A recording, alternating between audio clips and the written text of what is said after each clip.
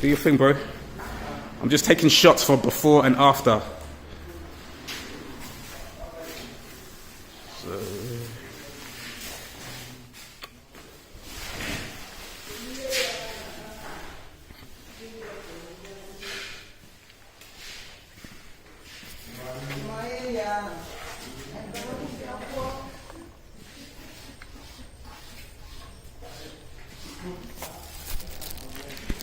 Now, where we're going with this. Take some before and after shots. I'm going to collect all the videos, put it on YouTube. A little bit better, isn't it? Eventually we'll paint it.